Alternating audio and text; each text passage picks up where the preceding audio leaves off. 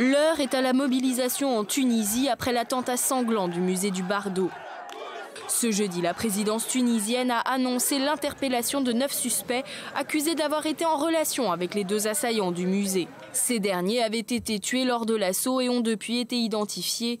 Ils auraient été proches de cellules terroristes et l'un d'eux était surveillé par les services de sécurité. L'attentat a depuis été revendiqué par l'État islamique. Alors que la menace djihadiste plane plus que jamais, le président Essebsi a réuni ce jeudi le Conseil supérieur de l'armée et des forces de l'intérieur.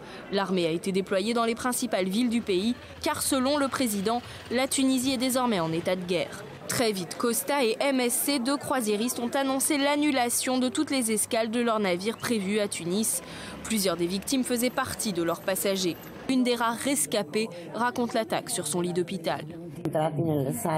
Nous étions en visite dans le musée. Nous étions entrés dans une des ailes les plus anciennes du musée pour regarder les mosaïques. À un certain moment, ma fille a commencé à entendre des tirs et tout le monde a commencé à courir. Tout le monde a commencé à essayer de se sauver en essayant de se cacher derrière les fenêtres de verre et dans les coins de la pièce.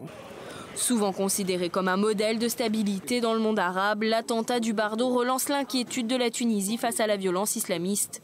Mais les autorités comptent faire face. Le musée devrait rouvrir mardi au plus tard, a annoncé la ministre de la Culture. Un symbole, car la Tunisie ne compte pas baisser la tête face au terrorisme.